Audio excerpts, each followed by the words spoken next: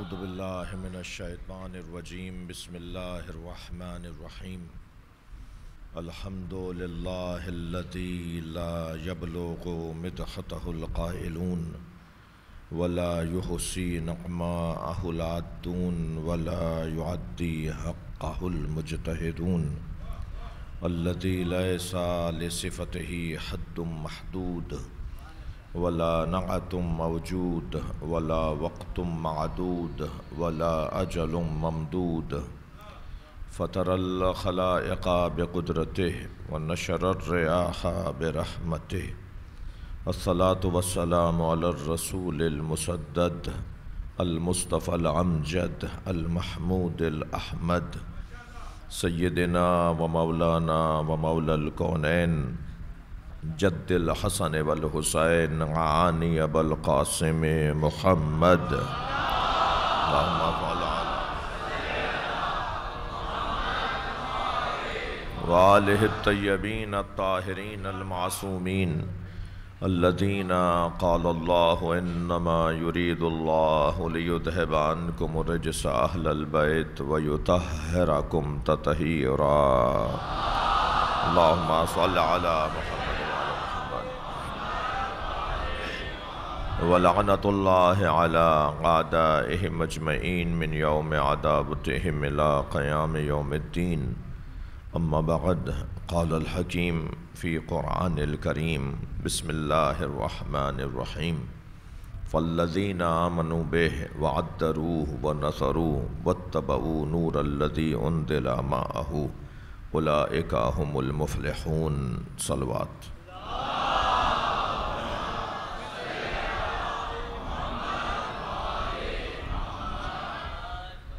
التماس کر رہا ہوں ایک سورہ فاتحہ 3 مرتبہ سورہ اخلاص حاضرین مجلس کے مرحومین خاص طور پر بانی مجلس جناب آصف نقوی صاحب کے مرحومین آپ سب کے میرے مرحومین سید اشتیاق احمد نقوی سیدہ نعیمہ خاتون سید عابد حسین حاطف الوری سیدہ شاہینہ فاطمہ سید ارشد علی سیدہ ناز فاطمہ مولانا سید محمد عون نقوی سید مشتاق احمد نقوی سیدہ صابرہ بانو رحم اللہ من قرأ الفاتحہ بسم اللہ الرحمن الرحیم الحمدللہ رب العالمین الرحمن الرحیم مالک یوم الدین ایاک نعبد و ایاک نستعین اہدنا الصراط المستقیم صراط الذین انعمت علیہم غیر المغضوب علیہم ولا الضالین بسم اللہ الرحمن الرحیم قل هو اللہ احد اللہ الصمد لم یلد ولم یولد ولم یکن له کفوا احد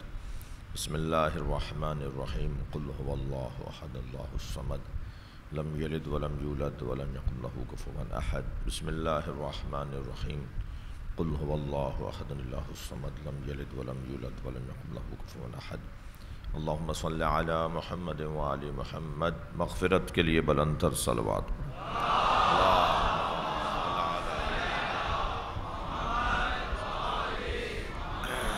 ایک اور بلند صلوات دیا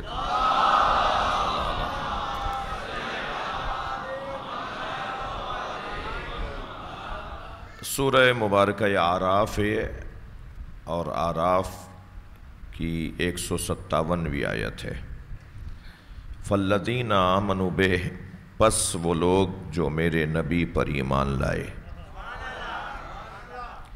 اللہ کلاسوں کو مدارج کو کیفیات کو اور تکامل کی منزلوں کو بیان کر رہا ہے ہر ایک کا ایک جیسا مقام نہیں ہے اللہ نے کسی کو ایک جیسا مقام نہیں دیا دیکھیے اللہ سے نہ تو کسی کی رشتہ داری ہے اللہ کی کسی سے رشتہ داری نہیں ہے اس لیے کہ وہ لم یلد ہے ولم یولد ہے نہ وہ کسی کا باپ ہے نہ وہ کسی کا بیٹا ہے اور نہ ہی اللہ سے کسی کا پڑوس ہے پڑوس کی بنیاد پر بھی فیصلے تبدیل ہوتے ہیں بھئی جیسا ہے پڑوسی ہے جیسا بھی ہو پڑوسی ہے کافر ہو مشرک ہو مخالف ہو کوئی بھی ہو پڑوسی ہے پڑوسیوں کا خیال رکھنا ہے تو اللہ کا کسی سے پڑوس بھی نہیں ہے، اس لیے کہ اللہ کا جسم نہیں ہے، اور جسم نہیں ہے تو اللہ کا مکان نہیں ہے، مکان نہیں ہے تو پڑوس نہیں ہے۔ پڑوس تو اس کا ہوگا نا جس کا مکان ہوگا۔ جب اللہ کا مکان ہی نہیں ہے، خانہ کعبہ اللہ کا مکان نہیں ہے، یہ مسلمانوں کو مرکز سے جوڑنے کا ایک رستہ ہے جسے کعبۃ اللہ کہا جاتا ہے۔ اللہ مکے میں نہیں رہتا۔ عجیب بات ہے، عقیدہ توحید بیان کر رہا ہوں۔ اللہ مکے میں ہے، اگر کوئی یہ کہہ دے اللہ مکے میں ہے تو جواب آئے گا نہیں، اور اگر میں کہوں اللہ مکے میں نہیں ہے جواب آئے گا ہاں۔ توجہ ہے بات کی؟ مثلا میں آپ سے کہوں اللہ مسجد و امام بارگاہ آل محمد میں ہے، تو یہ میں محدود کر رہا ہوں تو جواب آئے گا نہیں، اور میں کہوں گا اللہ مسجد و امام بارگاہ آل محمد میں نہیں ہے جواب آئے گا ہاں۔ جہاں محدود کرنے کی بات آئے گی وہاں نہیں، اور جہاں وسعت اور بسیط ہونے کی بات آئے گی وہاں جواب آئے گا ہاں۔ یہ اللہ کے بسیط ہونے کی ایک طریقہ ہے سمجھانے کا۔ تو اللہ کا نہ کسی سے پڑوس ہے اور نہ ہی اللہ کے کسی سے کوئی رشتہ داری ہے۔ تو جب اللہ کا پڑوس بھی نہیں ہے، رشتہ داری بھی نہیں ہے، تو پھر اللہ ہر ایک کو اس کی زحمت کے مطابق مقام دیتا ہے۔ جو جتنی زحمت اٹھائے گا اسے اتنا ہی مقام ملے گا۔ اب جس نے جتنی زحمتیں اٹھائی ہیں اس کا اتنا ہی مقام ہے۔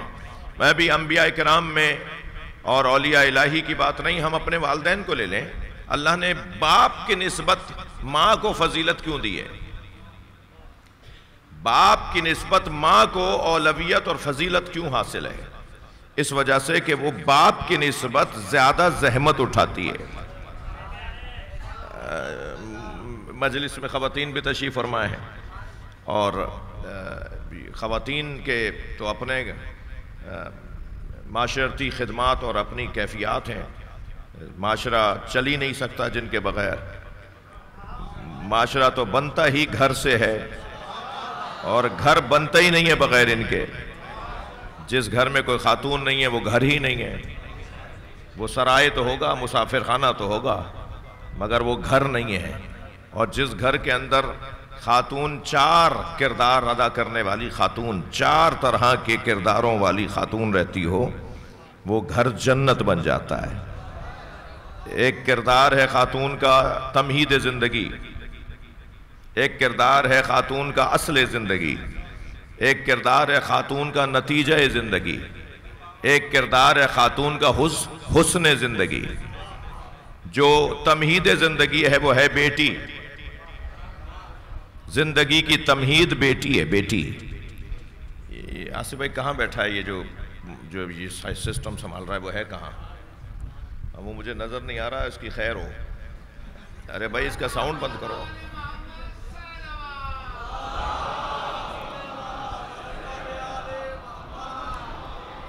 ایکو بند کرو، ایکو بند کرو تاکہ میری بات لوگوں تک۔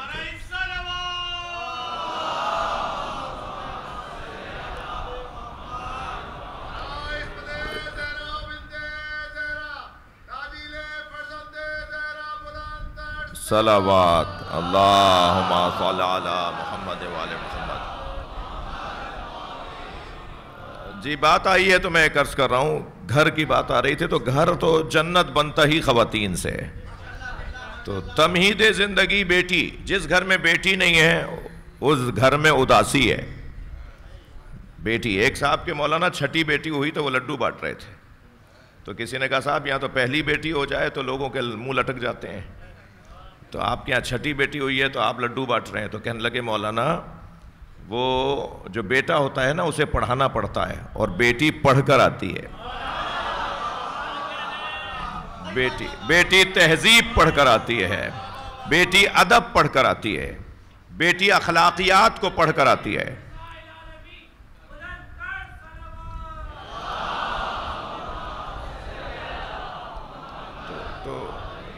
جو بیٹیوں سے گھروں میں رونق ہے، یہ تمہید زندگی ہے جو بیٹی ہے۔ پھر یہی جب روپ بدلتی ہے، دوسرا کردار گھر کے اندر ہے اصل زندگی۔ وہ ہے زوجہ. زوجہ زندگی کی اصل ہے. پھر یہی خاتون جب ایک اور کردار اور ایک اور قلمدان لیتی ہے تو یہ ہے نتیجہ زندگی، جسے کہتے ہیں ماں. ماں نتیجہ زندگی ہے. اور میں مضمون سے ہٹا ہوا نہیں ہوں عزیزو. اس کے بعد ایک اور کردار بھی ہے خاتون کا، وہ ہے حسن زندگی، جسے کہتے ہیں بہن. بہن کے بغیر تو کربلا نہیں بستی بھائی. بہن کے بغیر تو امام حسین کی تحریک شروع نہیں ہوگی. تو یہ جو کردار ہے خواتین کے، یہ اپنے اپنی جگہ ان کا اپنا اپنا مقام ہے، اپنا اپنا کردار ہے، اپنا اپنا کام ہے، اور ہر کردار میں یہ ایک منفرد مقام رکھتی ہے. یہ ہر قلمدان جب ہاتھ میں لیتی ہے تو اس کا مقام دوسرے مقام سے کم نہیں ہوتا. تو گھر اللہ تو اس کو مقام دیتا ہے کہ جو زیادہ زحمت اٹھاتا ہے. تو ماں زیادہ زحمت اٹھاتی ہے، اس لیے باپ کی نسبت ماں کا مقام زیادہ ہے. ایسا ہی ہے. انبیاء کرام میں کیوں ہمارے نبی کا مقام سب سے زیادہ ہے؟ کیونکہ سرکار نے خود فرمایا ما اوذی نبی قط کما اوذیت. کسی نبی کو اتنی اذیتوں کا سامنا نہیں کرنا پڑا جتنے اکیلے مجھ مصطفیٰ نے مصائب اور مشکلات کو دیکھا ہے. سب سے زیادہ اذیتیں اگر کسی نے اٹھائی ہیں تو وہ سرکار نے اٹھائی ہیں. شاید یہ بھی ایک سبب ہے کہ سرکار کا مقام بھی سب سے بلند ہے. تو ہر ایک کو اس کے مقام کے مطابق وہ مقام فضیلت عطا کرتا ہے. یہاں بھی اللہ درجوں کو بیان کر رہا ہے. فالذین آمنوا بہ، پس وہ لوگ جو میرے نبی پر ایمان لائے. فالذین آمنوا بہ، پس وہ لوگ جو میرے نبی پر ایمان لائے. وعذروہ، جنہوں نے میرے نبی کی تعظیم کی. ہر ایمان لانے والا تعظیم کرنے والا نہیں ہے. ہاں یاد رہے، ہر آدمی کا بچہ انسان نہیں ہے. ہاں جوش نے تو باقاعدہ اس پہ پوری نظم کہہ دی ہے نا. صلوات پڑھنے ذرا محمد و آل محمد.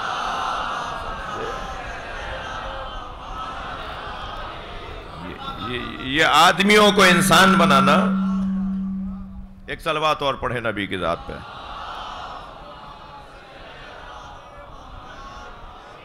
اس سے بلند صلوات پڑھ لیں.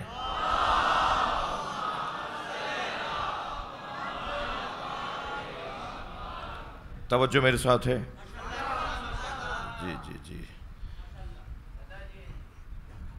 ہر آدمی انسان نہیں ہے، اور ہر انسان مسلمان نہیں ہے، اور ہر مسلمان مومن نہیں ہے، اور ہر مومن متقی نہیں ہے، اور ہر متقی سلمان نہیں ہے،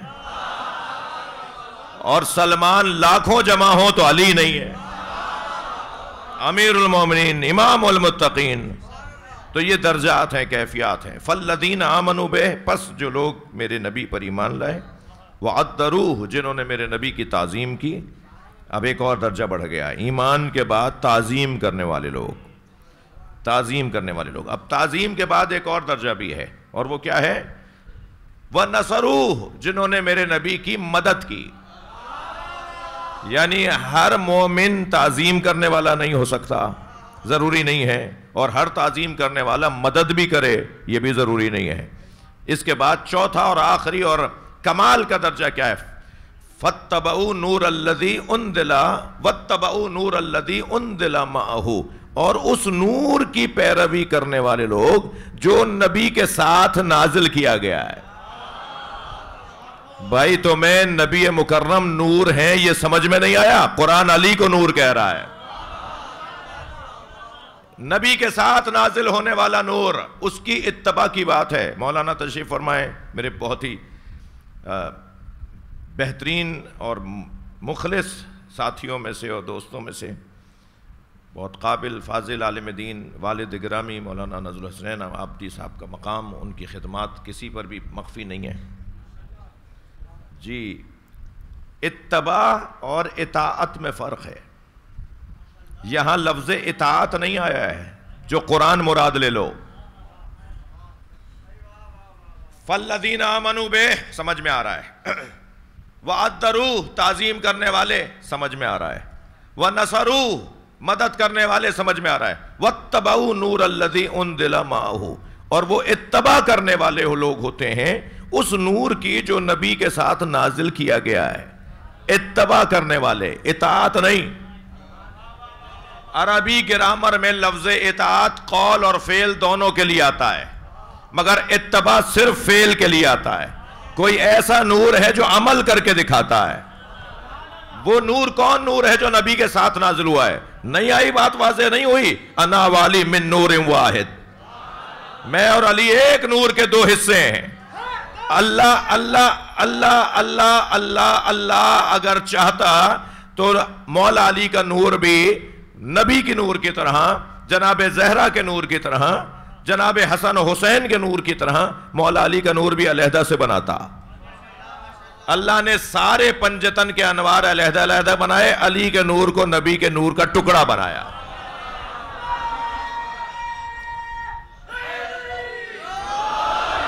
صرف مولا علی کے لیے یہ علیحدہ سا لفظ ہے، انا و علی من نور واحد، میں اور علی ایک نور، واحد نور سے دو ہیں، ایک نور کے دو حصے ہیں۔ اس کی بڑی حکمتیں ہیں، اس کے بڑے پیغامات ہیں۔ سب سے بڑا پیغام تو یہ ہے کہ جو ایک وجود کے دو حصے ہوں تو ایک حصہ دوسرے حصے کا جز ہوتا ہے، اور جز ملتا ہے تو کل بنتا ہے۔ اگر تمہیں نبی سمجھنا ہے تو علی کو سمجھو تاکہ نبی سمجھ میں آئے۔ اور اس سے بڑا نتیجہ مولانا آپ سے دعا چاہیے، اس سے بڑا نتیجہ یہ ہے جب نبی نے کہہ دیا انا و علی، اب لگانا نعرہ تم میرے اس بات کے بعد، انا و علی من نور واحد، میں اور علی ایک نور کے دو حصے ہیں، تو اب بھی خلافت بلا فصل پہ دلیل چاہیے۔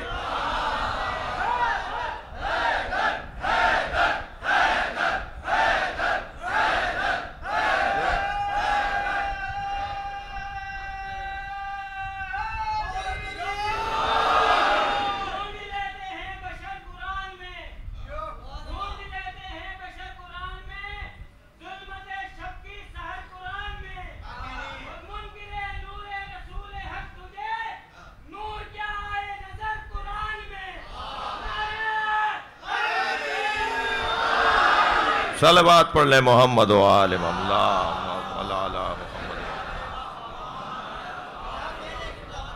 یہ درجات اللہ چاہتا یہ ہے،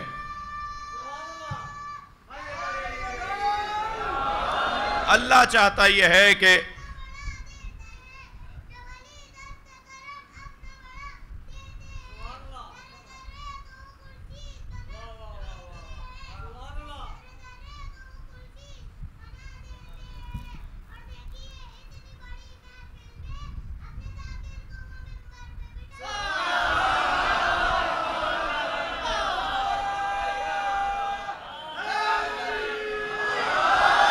اللہ چاہتا یہ ہے کہ کسی طرح سے لوگ علی کے دروازے پر آ جائیں۔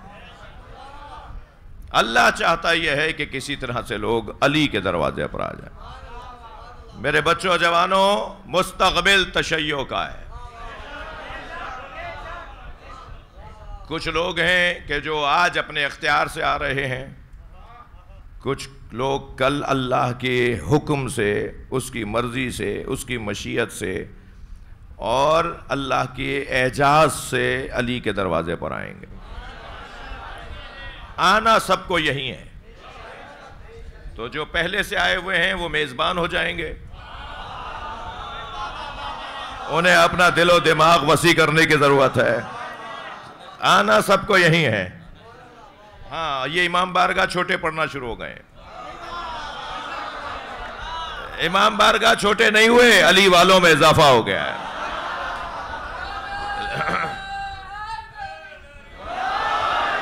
لہذا میں خاندانی آباء و اجداد سے جو شیعہ چلے آ رہے ہیں ان سے ایک گزارش کروں گا کہ یہ کوئی ہنر نہیں ہے کہ نیاز خود پکائی خود کھا لی۔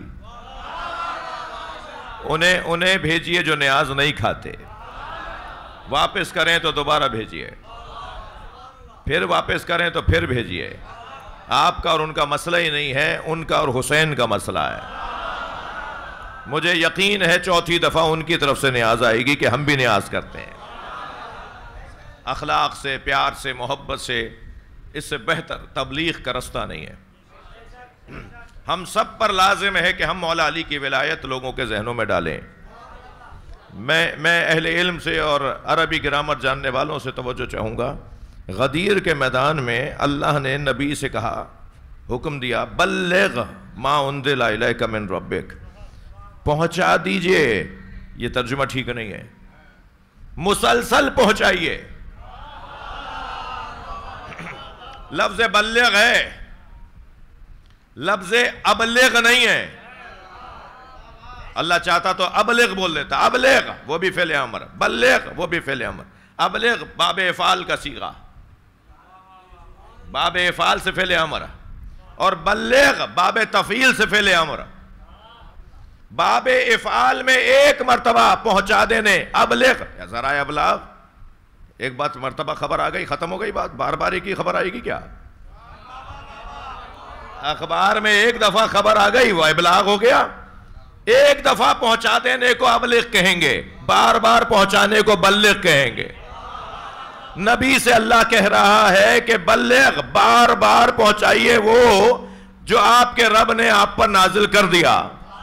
تو سرکار تو دو مہینے کے بعد رحلت فرما گئے. 18 ذی الحج کو آپ نے اعلان غدیر، 18 ذی الحج کو مولا علی کی ولایت پہنچائی، اور سفر کی 28 کو آپ کا وصال ہو گیا، آپ کی شہادت ہو گئی. جو چند سال پہلے حضرت کو زہر دیا گیا تھا، اس کی وجہ سے مسلسل، کیونکہ آپ کو بخار ہوتا تھا، اور بالآخر اس زہر کی وجہ سے مولا 28 سفر کو، صلوات پڑھنے ذرا محمد و آل محمد.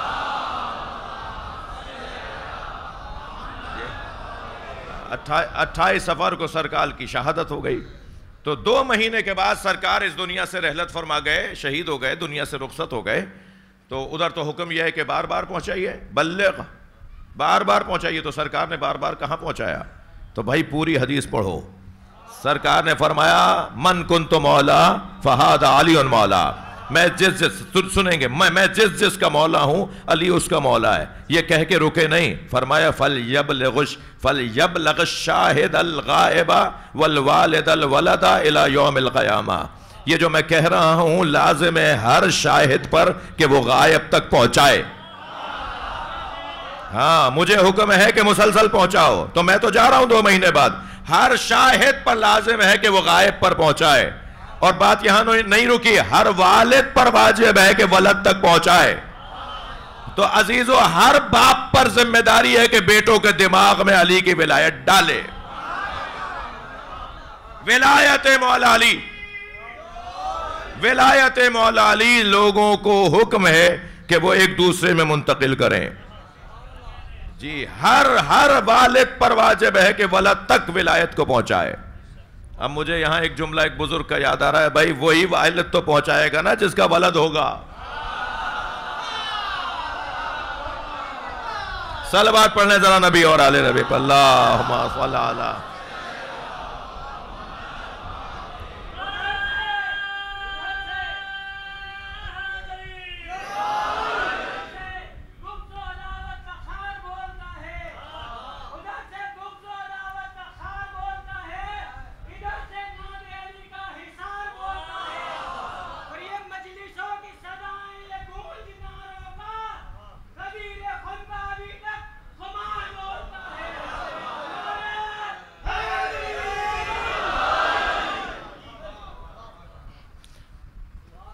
میرا موضوع اس وقت غدیر نہیں ہے، مگر یہ کہ دل کر رہا ہے کہ کچھ دیر آپ کو غدیر میں رکھوں.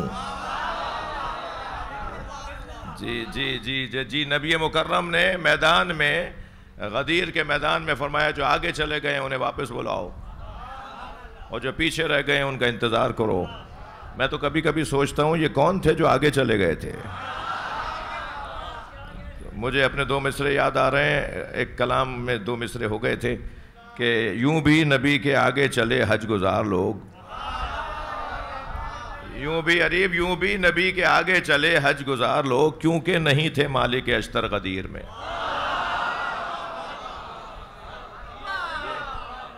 تو یہ فرمایا جو آگے چلے گئے انہیں واپس بلاؤ، جو پیچھے رہ گئے ہیں ان کا انتظار کیا جائے.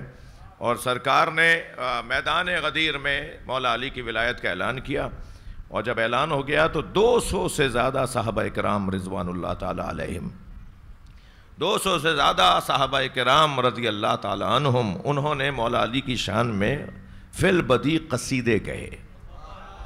ہاں یہ میدان غدیر تھا یا جشن ولایت علی؟ جشن ولایت علی مولا نبی نے سجایا اور صحابہ نے منایا. صحابہ کرام نے جشن ولایت مولا علی ایسے سجا کر، آپ تو بھائی 4 شاعروں کے بعد تھکنے لگ جاتے ہیں نا. آصف بھائی اتنی بڑی لمبی محفل کر لی، اتنی بڑی مجلس ہو گئی بھائی، 2 گھنٹے میں ہو جانے. وہاں 200 صحابہ نے قصیدے کہے ہیں اور ہر شخص یہ چاہتا تھا کہ علی کو علی کا قصیدہ سنائے. ہر صحابی چاہتا تھا کہ نبی کی نگاہوں کا تارہ بنے، اور نبی کی نگاہوں کا تارہ تو جب بنے کہ جب نبی کے سامنے علی کے فضائل سنائے. تو مجھے یہاں علامہ طالب جوہری اللہ ان کی مغفرت فرمائے، بڑا مضبوط ایک نام بر صغیر کا ہم سے رخصت ہو گیا، ان کا جملہ مجھے یہاں یاد آ گیا. جوہری صاحب فرمانے لگے کہ تم من کنت مولا، میں جس کا مولا ہوں علی اس کا مولا ہے. مولا کے 23 معنی نہیں، 223 معنی کر لو. جوہری صاحب کا جملہ دے رہا ہوں. وہ فرمان لگے کہ مولا کے 23 معنی، یہ معنی نہیں وہ معنی مراد ہیں. اور یہ معنی کب کہا تھا نبی نے؟ یہ کب کہا ہے جو شیعہ کہتے ہیں؟ تم 23 معنی بنا لو، 23 نہیں 223 معنی بنا لو. تم مولا کے 223 معنی بنا لو. مبارکباد کے کتنے معنی ہیں؟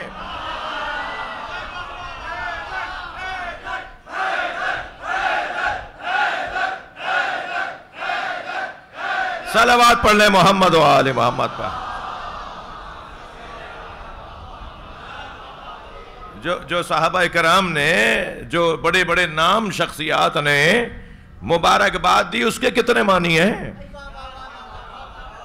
جو مولا علی کو مبارکباد دی، اسبحتا کیا بخن بخن لکا یبن ابی طالب، مبارک ہو ابو طالب کے بیٹے، تم میرے اور ہر مومن مومنہ کے مولا ہو گئے. اس مبارکباد کے کتنے مطلب ہیں؟ کتنے مطلب نکلتے ہیں ایک مطلب کے علاوہ؟ تو یہ چاہتے یہ ہیں کہ کسی طرح اس نور کی اتباع ہو جو نور نبی کے ساتھ نازل ہوا ہے. کسوٹی اور پیمانہ اس نور کی اتباع ہے، وہ نور مولا علی کا وجود. اور شاید یوں بھی حضرت نے فرمایا کہ میں اور علی ایک نور کے حصے ہیں. شاید یوں بھی نبی نے فرمایا کہ تم مجھے اور علی کو ملاؤ گے، ساتھ تصور میں رکھو گے تو تمہارا دین مکمل ہوگا.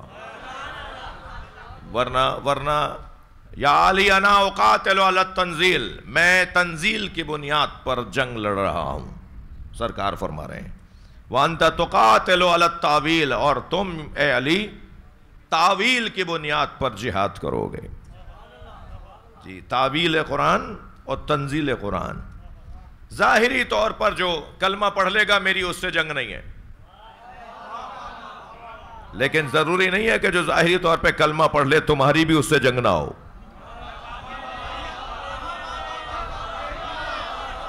اس لیے کہ تعویل کے مطابق تو آپ گہرائی، یعنی میں لفظوں کو یوں کہوں کہ میں تو شکل دیکھ کر اسلام مان لوں گا، تم دل میں اتر کے اسلام دیکھو گے. لہذا مولا کائنات کے جو جتنے بھی جہاد ہیں وہ سب نبی کے بتائے ہوئے، نبی کے بعد جتنے جہاد مولا کے ہوئے. جی بڑے آرام سے کہہ دیجئے کہ صفین کے اندر، جمل کے اندر، نہروان کے اندر کون تھا کون نہیں تھا، لیکن کم سے کم نہروان میں تو سارے مسلمان مانتے ہیں نا کہ جو علی سے لڑنے آئے وہ مسلمان نہیں رہے. جو علی سے لڑنے آئے، جنہوں نے علی مولا کے خلاف تلوار چلائی، نہروان میں تو سب مانتے ہیں نا. تھوڑا سا میں ایک درد کے ساتھ کہوں کہ وہ نہروان والے اگر شام والے کے دشمن نہ ہوتے نا تو وہ بھی مسلمان ہوتے. وہ اس لیے کافر ہو گئے، وہ اس لیے مسلمان نہیں رہے کیونکہ وہ شام والے کے بھی مخالف تھے. نہیں گئی میری بات؟ صلوات پڑھے ذرا محمد و آل محمد.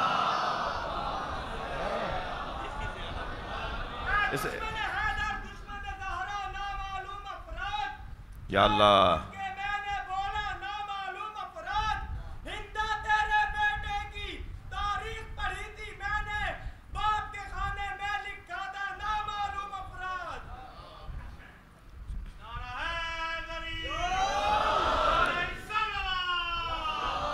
اللہم صلی علی محمد میں جہاں تک آؤں نا آپ بھی وہیں تک آئیے، کیونکہ میں اس کا ذمہ دار ہوں جہاں تک میں خود آ رہا ہوں. توجہ ہے بات کی؟ تھوڑی سی بات آگے جائے تو بات بہت روشن ہے کہ مولا علی، اللہ چاہتا یہ ہے، میں اپنے اصلی مضمون پر آپ کی توجہ میرے ساتھ ہے، اللہ چاہتا یہ ہے کہ سب علی کے دروازے پر آ جائیں، کوئی علی سے دور نہ رہے۔ یہ کیوں ہے ایسا؟ کیوں چاہتا ہے اللہ ایسا؟ ایک دلیل نہیں ہے، لاکھوں دلیلیں ہیں کہ اللہ سب کو مولائی دیکھنا چاہتا ہے۔ اللہ سب کو مولائی ہونے میں شدید یعنی شیعہ ہونا دیکھنا چاہتا ہے۔ سب کو بالآخر اس دروازے پر آنا ہے، آج نہیں کل سب یہیں آئیں گے، کچھ اختیار سے، کچھ اجبار سے، کچھ مجبوراً آئیں گے، کچھ اختیاراً آئیں گے۔ حجاج ابن یوسف لعین کا دربار ہے، کہنے لگا ایک آیت نے میری کمر توڑ دی ہے، دلیل دے رہا ہوں کہ سب کو یہیں آنا ہے۔ کہنے لگا ایک آیت نے میری کمر توڑ دی ہے، جب بھی پڑھتا ہوں تو مجھے یہ آیت سمجھ میں نہیں آتی۔ وہاں بیٹھے ہوئے لوگوں میں سے ایک نے کہا جی وہ کون سی آیت ہے؟ کہا یہ سورہ نساء کی آیت، وَإِن مِّنْ أَهْلِ الْكِتَابِ إِلَّا لَيُؤْمِنَنَّ بِهِ قَبْلَ مَوْتِهِ وَيَكُونُ عَلَيْهِمْ شَهِيدًا۔ کوئی اہل کتاب نہیں ہے مگر یہ کہ وہ مرنے سے پہلے مومن ہو کے مرے گا اور اس کے مومن ہونے پر گواہی دی جائے گی۔ کہنے لگا یہ روزانہ یہودی مر رہے ہیں، یہ روزانہ عیسائی مر رہے ہیں، اور قرآن تو کہہ رہا ہے کہ اہل کتاب مومن ہوئے بغیر مریں گے نہیں۔ تو یہ تو عیسائی روزانہ خبر آتی ہے فلاں محلے کے 4 عیسائی ہیں، ان کا بھی انتقال ہو گیا، وہ یہودی جو تھے وہ بھی مر گئے۔ تو کہنے لگا یہ تو اکثر ان کے مرنے کی خبریں آتی ہیں اور قرآن تو کہہ رہا ہے یہ مومن ہوئے بغیر مریں گے نہیں، تو اس آیت نے میری کمر توڑ دی ہے۔ تو وہاں بیٹھے ہوئے تھے ابن حوشب۔ اچھا ابن حوشب کون ہے؟ روایت پوری ہوگی تو آپ کو اندازہ ہوگا، جس پر اندازہ یہ بھی کیا جائے کہ ہر دربار میں بیٹھا ہوا درباری نہیں ہوتا۔ خبردار میرے بچوں جوانوں، آپ سے کہہ رہا ہوں جلدی فیصلے مت لیا کرو۔ ہر دربار میں بیٹھا ہوا، حتیٰ دربار شام میں مصائب نہیں پڑھ رہا، یہ جو زید ابن ارقم، باقاعدہ ہمارے ہاں ان کے نام کے اسکول بھی بنے ہوئے ہیں ہمارے بھائیوں نے، زید ابن ارقم شام میں یزید کے دربار میں بیٹھے تھے، صحابی ہیں یہ، اور انہوں نے امام حسین کا جب سر آیا ہے تو کھڑے ہو کر احتجاج کرنا شروع کیا، انہیں کوڑے مار کر دربار سے یزید نے نکلوایا، اور ان زخموں کی تاب نہ لا کر یہ شہید ہو گئے۔ تو دربار میں آنا دلیل نہیں ہے کہ یہ درباری ہے۔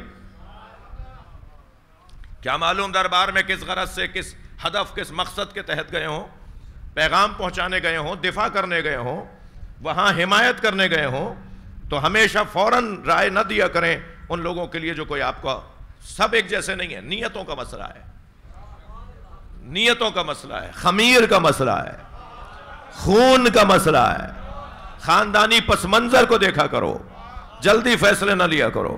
حجاج کہنے لگا اس آیت نے میری کمر توڑ دی ہے کہ ہر اہل کتاب، قرآن کہہ رہا ہے کہ مرنے سے پہلے مومن ہو کے مریں گے، یہ تو مومن ہو کے نہیں مر رہے۔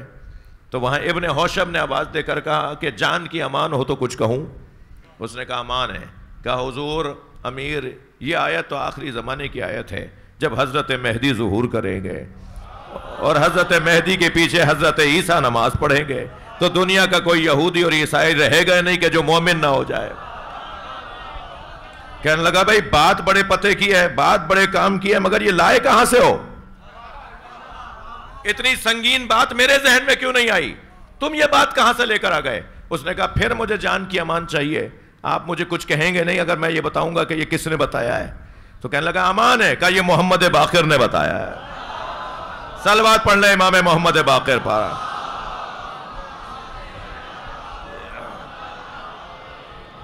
سب کو آنا ہے مولا علی کے دروازے پر، حتیٰ یہودی اور عیسائی بھی حضرت امام مہدی کی وجہ سے مولا علی کے دروازے پر آئیں گے۔ یہ تقدیر ہے مسلمانوں کی، یہ تقدیر ہے انسانوں کی، یہ کل ہونا ہے سب کے ساتھ۔ اب یہ دیر کیوں ہو رہی ہے؟ سوال، یہ دیر کیوں ہو رہی ہے؟ یہ دیر ہونے کے کچھ سبب ہیں۔ میں سماجیات کے اوپر اور معاشرتی جو الجھنیں ہیں ان کے اوپر آپ کی توجہ چاہوں گا۔ دیر کیوں ہو رہی ہے مولا علی تک آنے میں؟ سب سے پہلا سبب بتا دوں، سب سے پہلا سبب یا سب سے اہم سبب، تھوڑی دیر کے لیے جسے برا لگے وہ اپنے کان میں روئی ڈال لے، سب سے پہلا اور سب سے بڑا سبب خود شیعہ ہیں۔ میں نے تو پہلے کہہ دیا، نہیں سنی ہے جسے برا لگے۔ سب سے پہلا اور سب سے بڑا سبب خود مولا علی کے چاہنے والے ہیں جو علی تک آنے میں رکاوٹ بن رہے ہیں۔ ایک صاحب کہنے لگے جب یہ انجینئر صاحب کو ساری باتیں سمجھ میں آ گئیں، جب وہ مفتی صاحب کو ساری باتیں سمجھ میں آ گئیں، جب وہ ہمدرد صاحب کو ساری باتیں سمجھ میں آ گئیں، جب فلاں صاحب کو ساری باتیں سمجھ میں آ گئیں، تو یہ شیعہ کیوں نہیں ہو جاتے؟ میں نے کہا تمہاری وجہ سے نہیں ہوتے۔ بہت ساری چیزیں عزیزان گرامی ایسی ہیں جو میں نہیں کہہ سکتا اس مائک سے، یعنی جو جس درد کے تحت بول رہا ہوں وہی درد مجھے روک رہا ہے کہ نہ بولوں۔ صلوات پڑھ لیں ذرا محمد و آل محمد۔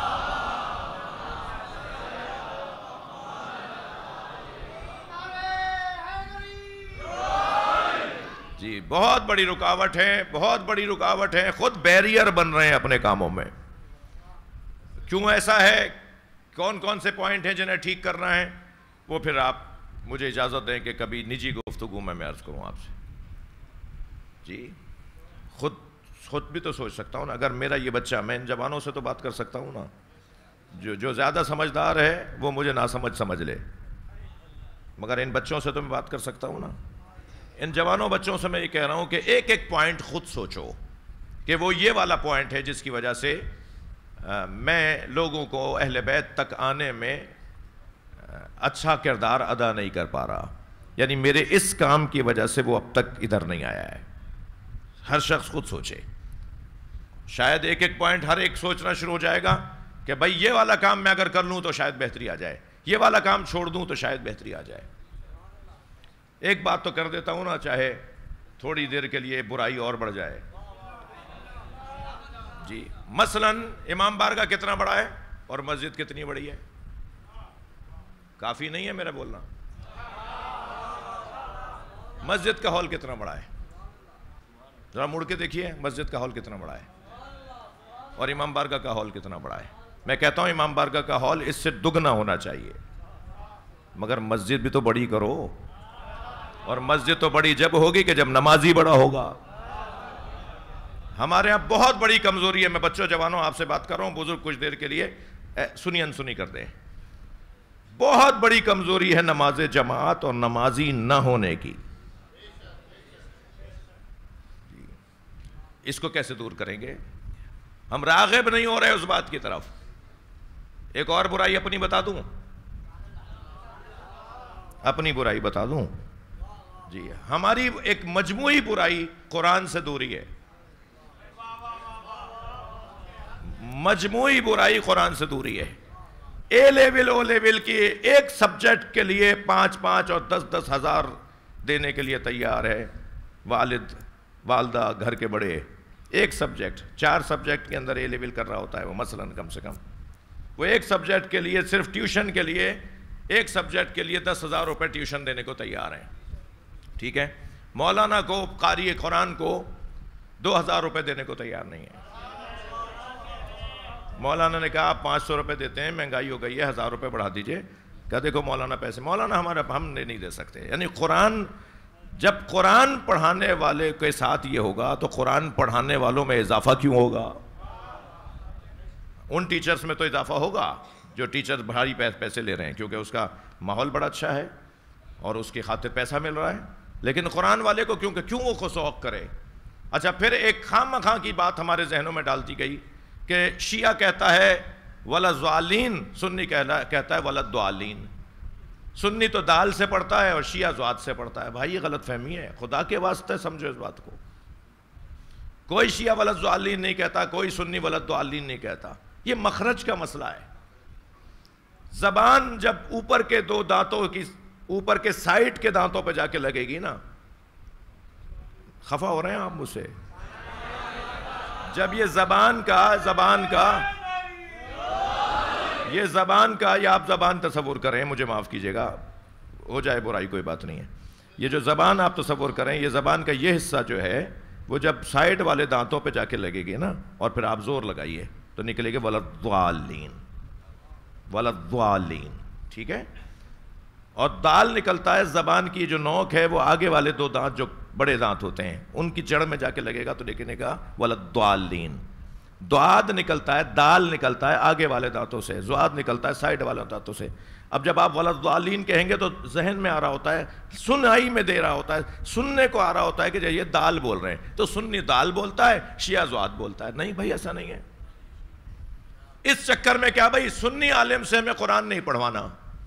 ہمارا بچہ قرآن نہ پڑھا، قرآن ان پڑھ ہو جائے، مگر سنی سے نہیں پڑھوانا. بھائی سنی کا شیعہ کا دو قرآن نہیں ہے، خدا کے واسطے. سنی اگر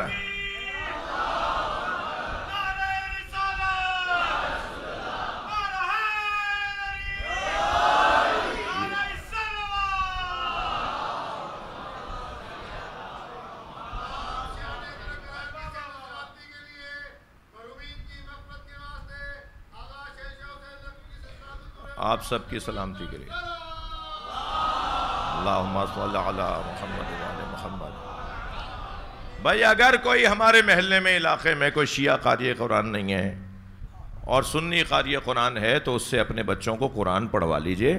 ہاں، دینیات مت پڑھوائیے گا ان سے. مجھے بیلنس کرنا آتی ہے بات. صلوات پڑھیں محمد وعلی محمد. ایک اور بلند صلوات پڑھ لیں نبی کے ذات پر.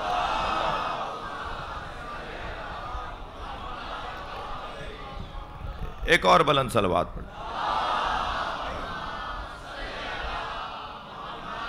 مجھے معاف کیجئے گا، میں اپنے مزاج سے ہٹ کر بول گیا کہ کچھ کمزوریاں ہمیں دور کرنی ہوں گی اپنی. تو بہت تیزی سے اس دروازے پر اہل بیت کے چاہنے والوں میں اضافہ ہوگا اور ایکیڈمک تعلیمات کی طرف جانا ہے، کتابی تعلیمات کی طرف جانا ہے، مکتبی علوم کی طرف جانا ہے.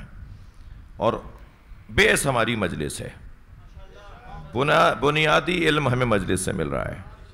اصل یونیورسٹی ہماری امام بارگاہ ہے. سن 61 ہجری میں امام حسین نے جس عالمی اوپن یونیورسٹی کی بنیاد رکھی تھی، یہ امام بارگاہ آل محمد اس کا ایک کیمپس ہے. یا یہ چھوٹا سا بچہ بھی کچھ پڑھنے آیا ہے، وہ بزرگ بھی کچھ پڑھنے آئے ہیں، وہ ڈاکٹر صاحب بھی کچھ لینے آئے ہیں، وہ انجینئر صاحب بھی کچھ لینے آئے ہیں، وہ ٹھیلا چھوڑ کر ایک صاحب آئے کہ مجلس میں بیٹھے ہیں، وہ بھی کچھ لینے آئے ہیں. در حسین پہ ملتے ہیں ہر مزاج کے لوگ.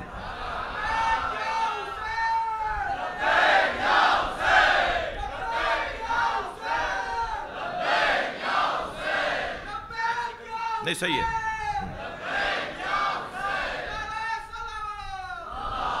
اللہم صلی علی. توجہ کر رہے ہیں آپ حضرات؟ خفا تو نہیں ہو رہے آپ؟ جی، جو خفا بھی ہوئے ہوں اللہ ان کا دل نرم کرے ایک صلوات پڑھ کر. اللہم صلی علی محمد وعلی محمد.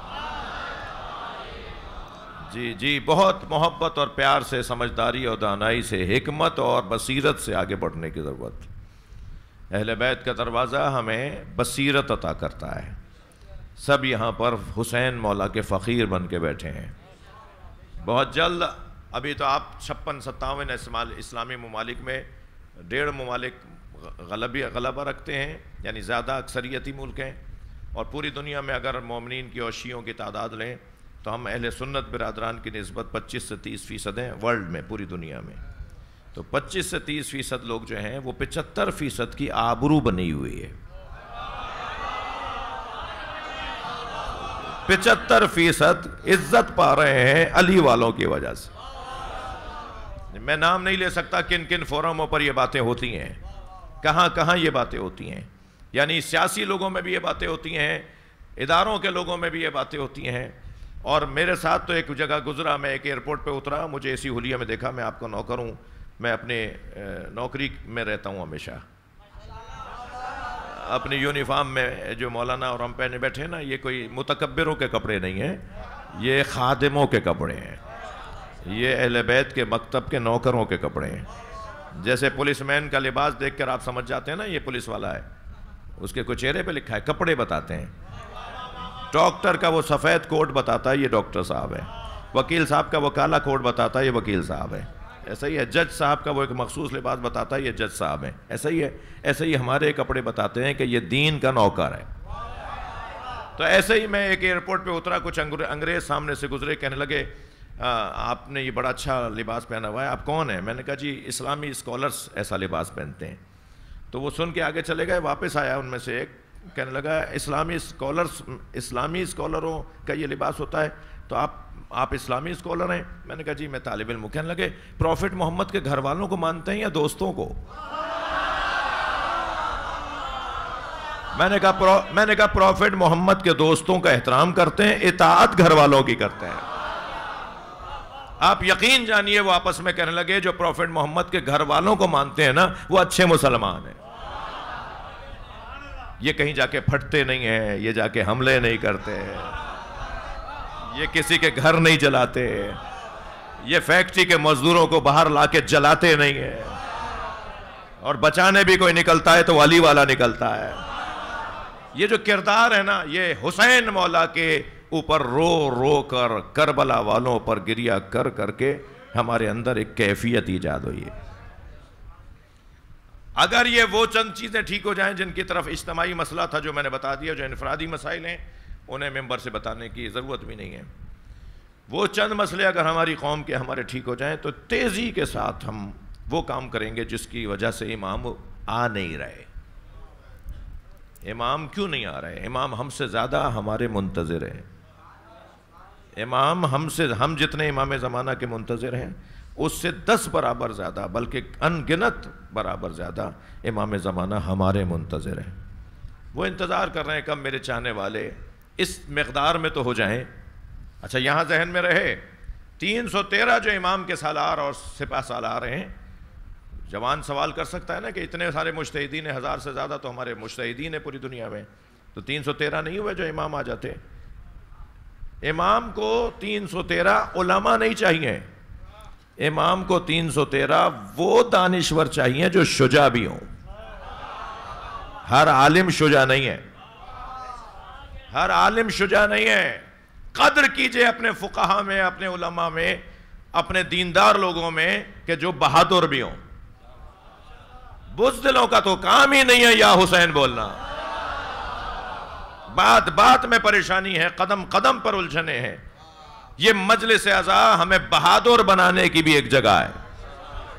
یہ بات بار بار کہتا ہوں، بار بار کہوں گا، مجھے وہ سنی بہت اچھا لگتا ہے جو لاکھوں شیعوں میں ہاتھ باندھ کے نماز پڑھتا ہے، کربلا میں، نجف میں، مشہد میں، سامرہ میں، کاظمین میں، لاکھوں شیعوں کے درمیان کوئی ہاتھ باندھا ہوا نظر آ رہا ہوتا ہے۔ مجھے وہ سنی بہت اچھا لگتا ہے جو لاکھوں شیعوں میں ہاتھ باندھ کے نماز پڑھتا ہے۔ 2 وجہ سے مجھے اچھا لگتا ہے، ایک تو وہ ہاتھ باندھ کر بتاتا ہے، لاکھوں شیعوں میں ہاتھ باندھ کر بتاتا ہے شیعوں سے ڈرو نہیں، یہ مارتے نہیں ہیں، شیعہ کسی کو مارتا نہیں ہے۔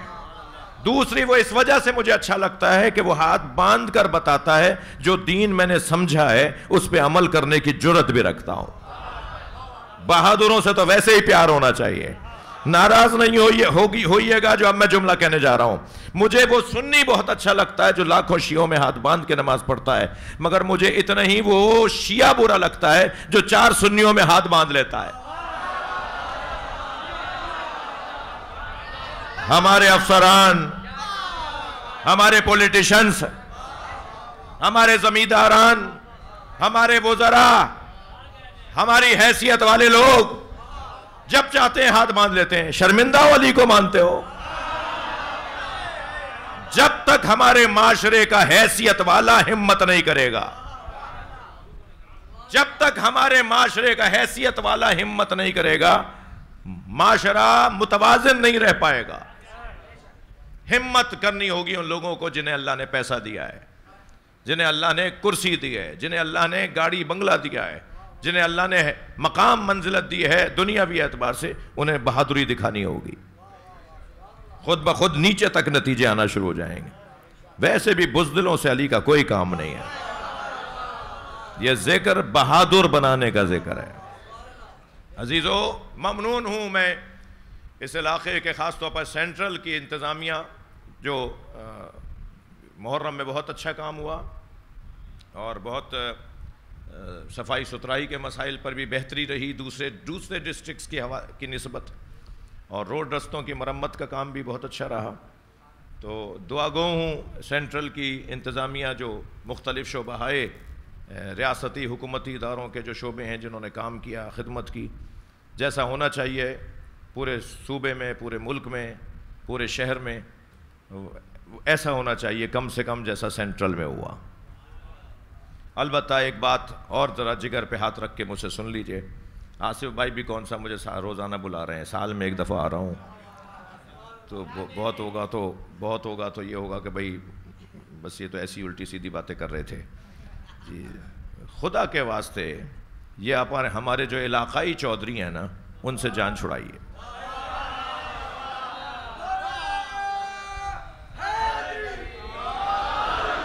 میری بات تو آپ نے پوری سنی نہیں۔ یہ جو ہمارے علاقائی چودھری ہیں نا، جو افسران کے جا کر اپنی جوتیاں توڑ رہے ہیں، جو چاپلوسیاں کر کے اپنے تعلقات بنا رہے ہیں، سال بھر تعلقات بناتے ہیں افسران کے آفسوں میں بیٹھ کر، اور کیوں جا رہے ہیں؟ سیور چاہیے۔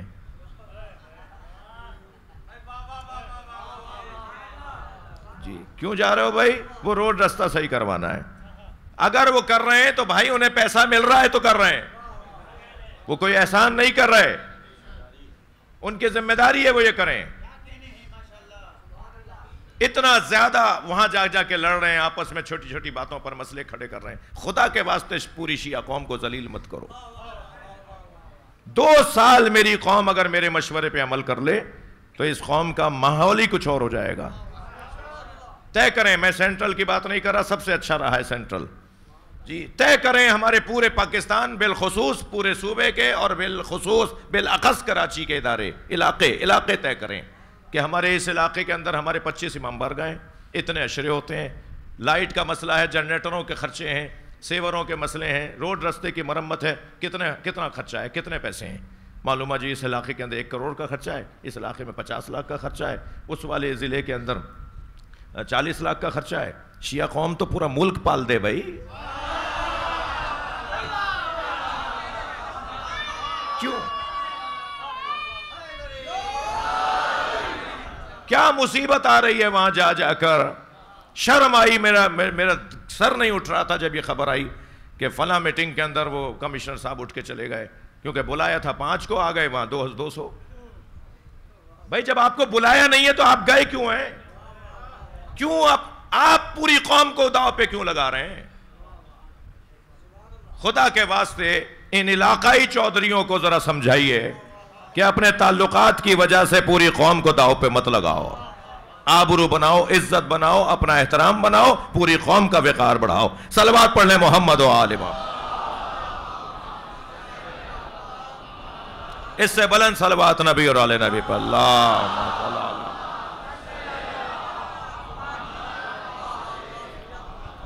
پاکستان کی سلامتی کے لیے بلند تر صلوات۔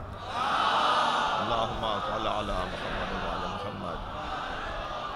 فلسطینی مسلمانوں کی حمایت کے لیے بلند تر صلوات۔ اللہم صل علی محمد و آل محمد۔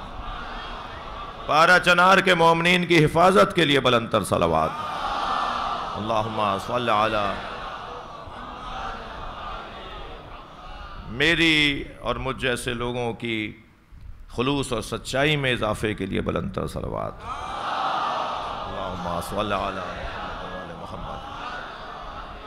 اللہ چاہتا یہ ہے کہ سب اس دروازے پر آ جائیں، اور اس دروازے پر آنے میں جو رکاوٹیں ہیں وہ میں نے صراحتاً اور اشارتاً آپ کے سامنے عرض کر دی۔ سب کو یہاں آنا ہے، بس میں آنے والوں میں تاخیر کا سبب نہ بنوں، یہ مجھے اپنے آپ سے بات کرنی ہے۔ اور بہت سارے سبب ہیں، پیسہ استعمال ہو رہا ہے، خوف کا ماحول ہے، ڈرایا دھمکایا جا رہا ہے، بزدلی ہے۔ بہت سارے لوگ مجمع میں کھڑے ہو کے کہتے ہیں ہم فقہ جعفریہ پہ عمل کرنا چاہتے ہیں، کلمہ سن لیجئے۔ کچھ لوگ کہتے ہیں سب کے سامنے پڑھوں گا تو میرے گھر میں جھگڑے شروع ہو جائیں گے۔ تو ہر ایک کا اپنا حال علیحدہ ہے، کوئی کسی کے بارے میں، سب مریضوں کو ایک نسخہ نہیں دیا جائے گا۔ ہر مریض کا نسخہ علیحدہ ہے، ہر مریض کی زندگی کے معاملات علیحدہ ہیں۔ لہٰذا بس اتنا کیجئے کہ میرا حصہ نہ ہو اس کام میں جو اہل بیت کی طرف لوگوں کو راغب کرنے میں رکاوٹ کا سبب ہے. میں ان میں سے نہیں ہوں. بہت نقصان ہوا ہے اس گھرانے کا، بہت خرچ کر دیا انہوں نے معاشرے کی خاطر، بہت خرچ کر دیا. زیارت جامعہ، زیارت عاشورہ، زیارت وارثہ. میں گواہی دیتا ہوں قد اقمت الصلاۃ وآتیت الزکوٰۃ. میں گواہی دیتا ہوں آپ نے نماز کو قائم کیا، آپ نے زکوٰۃ ادا کی، وامرت بالمعروف، آپ نے امر بالمعروف کیا، ونہیت عن المنکر، آپ نے نہی عن المنکر کیا. میں گواہی دیتا ہوں. یہ زیارت وارثہ آپ کی مسجد میں لگی ہوئی ہے. امام معصوم نے فرمایا ہے نا یہ.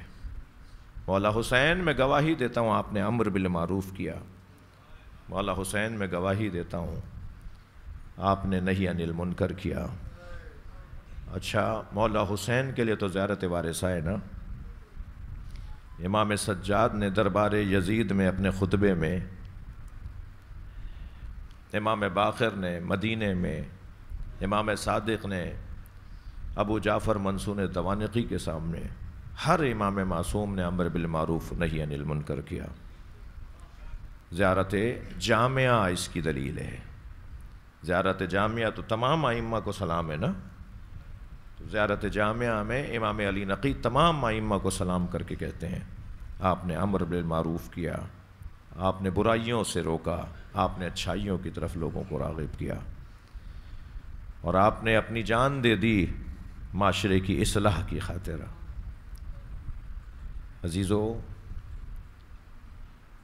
یہ حسین کون ہیں جن کے نام میں اتنی کشش ہے کہ میں ابھی کچھ کہنا شروع کروں گا آپ کی آنکھوں میں آنسو اترنا شروع ہو جائیں گے. قتیل العبرات حسین، سب سے زیادہ جس پر آنسو بہتے ہیں، جس کے نام پر سب سے زیادہ آنسو بہتے ہیں، وہ امام حسین کی ذات ہے.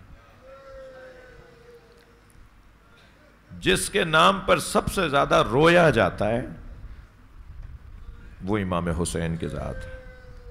یہ جو آپ کی آنکھ میں، میری آنکھ میں آنسو ابھر رہا ہے نا، اور سیلان ہوگا نا آنسوؤں کا، اشک کے قطرات کا. میں نے خود اپنی آنکھ سے، اپنی آنکھوں سے یہ روایت پڑھی. معصوم فرماتے ہیں اللہ حسین کے عزاداروں کے آنکھوں سے ٹپکنے والے آنسوؤں کو جمع کرتا ہے. وہ روحانی اور نورانی اعتبار سے جمع ہوتے ہیں. ان آنسوؤں سے اللہ جنت کی خوشبو کو خلق کرے گا. جنت میں جو خوشبو ہوگی نا، وہ حسین کے عزاداروں کے آنسوؤں سے بنے ہوئے عطر کی خوشبو ہوگی. اور علامہ نقن صاحب نے پڑھا، اور علامہ مجلسی نے اسے لکھا کہ جب مجلس عزا میں آنسو ٹپکتے ہیں تو ایک بی بی آتی ہے. مجلس میں خواتین بھی بیٹھی ہیں نا، میں ان سے کہوں گا ذرا ادب رہے، احترام رہے، کسی کو دھکا نہ لگ جائے، کسی کو کوہنی نہ چپ جائے. کیا معلوم ایک دکھیا ماں آ چکی ہو اور ان کے ساتھ ان کی 4 سالہ پوتی بھی ہو. میں مردوں سے بھی کہوں گا ذرا ادب رہے، احترام رہے، خاص طور پر جنہیں جانتے نہیں ہیں ان کا خاص ادب رہے. اس لیے کہ کیا معلوم امام سجاد آ چکے ہوں اپنے بابا پر رونے والوں سے پرسہ لینے کے لیے. اللہ آپ کو اجر عطا فرمائے. ہاں عزادارو، یہ کچھ کم کام نہیں ہے، کم بات نہیں ہے. امام حسین کے عزاداروں کا مقام کچھ کم نہیں ہے. روایت کہتی ہے کہ بی بی کے ہاتھ میں رومال ہوتا ہے. فی یدہا خرقۃ، بی بی کے ہاتھ میں ایک رومال ہوتا ہے. تسم دموع الباکین، رونے والوں کے آنسوؤں کو اس میں جمع کرتی ہیں. یقیناً یہ مادی آنسو جمع نہیں ہوتے. یہ جو پانی کا قطرہ نظر آ رہا ہے، اس کی جو نتیجہ ہے، اس کا جو نور ہے، وہ جمع ہوتا ہے. اور نہیں معلوم کہ کیا اس کا، بہت ساری چیزیں تو مرنے کے بعد سمجھ میں آئیں گی نا. بہت ساری چیزیں ہمیں آج سمجھ میں ہی نہیں آئیں گی. ہم اس ماحول کے نہیں ہیں جس ماحول کی وہ بات ہو رہی ہے. اس لیے جب کہہ دیا تو کہہ دیا بس. ہمیں بہت ساری چیزیں بعد میں سمجھ میں آئیں گی. اور پھر امام زمانہ تو عجیب جملہ فرماتے ہیں. امام فرماتے ہیں لا ابکی ان علیک بدل الدموع دمع، اے حسین میرے جد، میرے اگر آنسو خشک ہو گئے، کون کہہ رہا ہے؟ امام زمانہ فرما رہے ہیں اے میرے جد حسین اگر میرے آنسو خشک ہو گئے تو میں آنسوؤں کی جگہ خون روؤں گا۔ یہ امام زمانہ کے جملے ہیں، لا ابکی ان علیک بدل الدموع دمع، میں آنسوؤں کی جگہ آپ پر جب رو رہا ہوں گا تو آنسوؤں کی جگہ خون روؤں گا۔ اللہ ہمیں امام زمانہ کو پرسہ دینے والوں میں شمار کرے۔ چلیے اپنے ذہنوں کو ذرا لے چلیے، سلام کر رہے ہیں امام زمانہ امام حسین کو، السلام علی خد الطریب، سلام ہو اس رخسار پر جس پر خاک لگ گئی تھی، اجرکم اللہ، اجرکم اللہ۔ حق ہے ایسے ہی بلند آواز سے رونے کا، جن کے مذہب میں رونا جائز ہے وہ تکلف کر کے نہ روئیں۔ جب آپ ایسے روتے ہیں نا تو امام جعفر صادق دعا دیتے ہیں، امام محمد باقر تو مصلی بچھا کے عزاداروں کے لیے دعا کرتے ہیں، امام رضا تو فرماتے ہیں یبن شبیب، اے فرزند شبیب، جب غم دنیا تمہیں گھیر لے تو غم دنیا میں نہ رونا، فبکے علی الحسین، میرے جد حسین پہ رو لینا، تمہاری ساری پریشانیاں دور ہو جائیں گی۔ اجرکم علی اللہ۔ آمادہ ہو گیا میرا مجمع، مجھے جلدی نہیں ہے، سالانہ مجلس ہے اور دور دور سے لوگ اس میں شرکت کے لیے، پورا علاقہ اس میں شریک ہے، سنی شیعہ بھائی آئے ہوئے ہیں۔ چلیے کچھ دیر کے لیے اپنے ذہنوں کو کربلا لے چلیے۔ حسین صبح سے عصر تک لاشیں اٹھا رہے ہیں، میرے مولا نے 95 لاشیں اٹھائے ہیں، ہاں 95 لاشیں اٹھائیں۔ ایک جملہ کہہ دوں، حسین کربلا کے میدان میں 56 برس کے ہیں، 56 سالوں میں اتنا مصروف دن حسین نے نہیں گزارا جتنا مصروف دن کربلا میں عاشور کا دن گزارا۔ ایک لاشا لاتے تھے، دوسرا لاشا لے جانے جاتے تھے۔ لاشیں تو عزاداروں بہت اٹھائے امام حسین نے، مگر 4 لاشوں پہ حسین بہت روئے، امام کی آنکھوں سے آنسو رکتے نہیں تھے۔ 4 ایسے لاشیں ہیں جن کا بیان سینہ چیر دیتا ہے، ان میں ایک لاشا حضرت قاسم کا لاش ہے، جوان آئے ہوئے ہیں نا، جوان بچے بیٹھے ہوئے ہیں، ایک لاشا حضرت قاسم کا لاشا، پامال بھتیجے کا لاشا، بہت روئے امام حسین اس لاشے پر۔ دوسرے لاشے کا نام سنیں گے، وہ لاشا عباس کا لاشا، عباس علمدار کا لاشا امام لینے تو گئے مگر لا نہیں سکے، اس لیے کہ حضرت عباس نے فرمایا مولا میرا لاشا خیمے نہ لے جائیے گا۔ تیسرے لاشے کا نام سنیں گے، جو جہاں بیٹھا ہے پرسہ دے گا، تیسرا لاشا علی اکبر کا لاشا، جوان بیٹے کا لاشا۔ میرے مولا حسین اٹھا تو لیا مگر بار بار زمین پر رکھ رہے تھے۔ جب ہور کے بیٹے کا لاشا ہور نے اٹھایا تو امام نے یہ کہہ کے لے لیا کہ جوان کی میت باپ نہیں اٹھاتا، لیکن جب علی اکبر کا لاشا اٹھانے لگے تو کون تھا جو آگے بڑھ کے کہتا کہ جوان بیٹے کی میت باپ نہیں اٹھاتا؟ سلام ہو دکھیا بہن زینب پر، برابر سے آواز آئی جناب زینب کی، بھائی اسے میں نے پالا، میں ہی اس کا لاشا اٹھاؤں گی۔ یہ واحد حضرت علی اکبر کا لاشا ہے جو امام حسین کے ساتھ جناب زینب نے اٹھوایا ہے۔ ہو گیا گریا، ہو گئی مجلس۔ عزادارو چوتھے لاشے کا نام سنیں گے، وہ لاشا چھوٹا بہت تھا۔ اجرکم اللہ، اجرکم اللہ۔ آوازوں کو آزاد کریں، اللہ آپ کو اجر عطا فرمائے۔ وہ لاشا چھوٹا بہت تھا مگر حسین سے اٹھتا نہیں تھا، کبھی آگے جاتے تھے انا للہ، کبھی الٹے پیر واپس آتے تھے رضن میں غزائے ہی و تسلیما لامرے۔ یہ واحد لاشا ہے جسے امام کسی کی گود میں دے نہیں رہے تھے، سینے سے لگایا ہوا تھا، کبھی پیشانی کا بوسہ دیتے تھے، کبھی کوئی بھی آگے بڑھ کر ہاتھ پھیلاتی تھی، حسین پھر سینے سے لگا لیتے تھے۔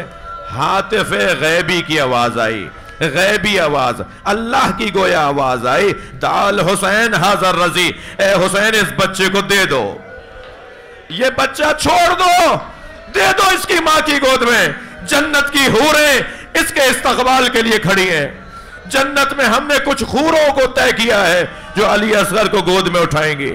اس وقت امام حسین نے فرمایا تھا ہون علیہ انہ بعین اللہ، مجھ پر یہ مصیبت آسان ہو رہی ہے اس لیے کہ اللہ دیکھ رہا ہے.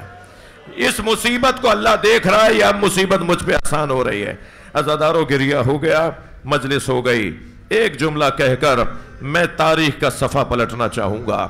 کربلا میں حسین ایک مرتبہ مارے گئے. کربلا میں حسین ایک مرتبہ مارے گئے اور زینب ہر موڑ پر ماری گئے. کوفے کا موڑ آیا، آواز آئی یہ باغی کی بہن ہے. شام کی راہیں آئیں، آواز آئی یہ علی کی بیٹی ہے. جہاں جہاں جناب زینب کی طرف اشارہ کر کے کہا جاتا تھا یہ حسین کی بہن ہے، اس موڑ پر زینب ماری جاتی تھی. اجرکم اللہ، اجرکم اللہ. اللہ آپ کو کوئی غم نہ دے. کوفے میں اور شام میں ایک فرق تھا. کوفے میں چھتوں سے صدقے کی کھجوریں پھینکی جا رہے ہیں. ہاں ایک بچے نے صدقے کی کھجور کی طرف ہاتھ بڑھایا تو دور سے جناب زینب کی آواز آئی، الصدقۃ علینا حرام، صدقہ ہم پہ حرام ہے. قربان جائیں اہل بیت کے بچوں کی بصیرت پر. اس بچے نے ہاتھ کھینچ لیا. صدقے کی کھجور کو اس بچے نے ہاتھ نہیں لگایا. چھت پہ کھڑی ایک عورت سن رہی تھی، وہ اتر کر باہر آئی اور بی بی کے سامنے کھڑے ہو کے کہنے لگی، بی بی صدقہ تو اہل بیت پہ حرام ہے. ایسے میں اگر کوئی جاننے والا مل جائے نا تو دل کرتا ہے لپٹ کے روئیں. جب اس نے کہا نا صدقہ تو اہل بیت پہ حرام ہے تو جناب زینب نے فرمایا تو اہل بیت کو پہچانتی ہے؟ کہنے لگی اہل بیت کے فرد فرید کو حسین کہتے ہیں. بی بی زینب کو حوصلہ ملا. بی بی نے فرمایا حسین کی بہن کو جانتی ہے؟ تو 2 قدم آگے آ کے کہنے لگی اگر بازار نہ ہوتا تو بتاتی کہ حسین کی بہن کا کیا مقام ہے، حسین کی بہن کون ہے. جناب زینب سے ابرہا نہیں گیا تو آواز دے کر کہا، اے ام حبیبہ پہچان، یہ تیرے سامنے زینب کھڑی ہے. اجرکم اللہ، اجرکم اللہ. مجلس ہو گئی، گریہ ہو گیا. اور شام میں چھتوں سے انگارے پھینکے جا رہے تھے. شام میں چھتوں سے پتھر پھینکے جا رہے تھے. امام سجاد مدینے میں فرماتے ہیں میرے ہاتھ بندھے ہوئے تھے، ایک چھت سے انگارے پھینکے گئے، ایک انگارہ میرے سر پر آ کر گرا. میں پکارتا رہا، میرا سر جل رہا ہے، کسی نے میرے سر سے انگارہ نہیں ہٹایا. اجرکم اللہ، اجرکم اللہ. ہو گئی مجلس. 2 منزلیں اور میرے ساتھ آ جائیے. سعد ابن سہل نامی ایک راوی ہے، وہ کہتا ہے کہ میں شام گیا ہوا تھا اپنے کسی ذاتی غرض سے کہ مجھے شادیانوں کی آوازیں آئیں، رقص اور طرب کی آوازیں آئیں، شہنائیاں بجائی جا رہی تھیں اور شہر سجایا جا رہا تھا. تو میں نے کسی سے پوچھا کہ آج کوئی عید تو نہیں ہے، یہ مسلمان آج جشن کیوں منا رہا ہے؟ تو مجھے اس نے جواب دیا کہ کربلا میں ایک باغی کو مارا تھا، اس کے بچوں کو اسیر بنا کر لائے ہیں اور اب وہ بچے اسیر بنا کے شام کے دربار میں پہنچائے جائیں گے. وہ کہتا ہے میں اس جگہ پر آ گیا جہاں اسیروں کو لایا گیا تھا.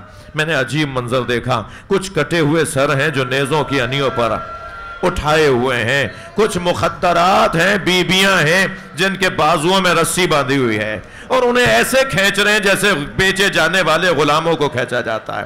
کہتا ہے اچانک میری نگاہ گئی کہ ایک زنجیروں میں جکڑا ہوا ایک اور اسیر بھی ہے جو آگے آگے چل رہا ہے. کہتا ہے میں قریب گیا اور میں نے جا کر کہا تم نے کربلا میں کیا کیا تھا؟ تمہارے بڑوں نے کیا کیا تھا جو انہیں مار دیا اور تمہیں اسیر بنا کر لے آئے؟ تو اس نے گردن اٹھا کر مجھے دیکھا اور کہا سعد ابن سہل تم تو شام کے رہنے والے نہیں ہو. کہتا ہے میرے ہاتھ پیر کانپنے لگے، میرا نام بھی جانتے ہیں، میرا علاقہ بھی جانتے ہیں. میں نے کہا آپ کون ہیں جو مجھے جانتے ہیں؟ تو انہوں نے فوراً کہا میں علی زین العابدین ہوں. کہتا ہے میں نے ایک مرتبہ آگے بڑھ کر امام کے ہاتھوں کا بوسہ لینا چاہا. فرمایا سعد اگر کوئی خدمت کرنا چاہتے ہو تو جاؤ کوئی نرم کپڑا لے کر آؤ. وہ کہتا ہے میں ایک دکان سے نرم کپڑا لے کر آیا. جب امام کے پاس آیا میں نے کہا مولا یہ نرم کپڑا لے کر آئے. فرمان لگے میرا توق اٹھاؤ، اس کے نیچے یہ نرم کپڑا رکھ دو. کہتا ہے میں نے توق اٹھایا تو امام کے گلے سے خون جاری ہوا. میں نے وہ نرم کپڑا رکھ کے وہ توق امام کے گلے پر پھر رکھ دیا. کہتا ہے اسی اثنا میں بیویوں کے رونے کی آوازیں آئیں. میں نے مڑ کر دیکھا تو ماجرا یہ تھا ایک شخص نے حسین کی پیشانی پہ پتھر مارا.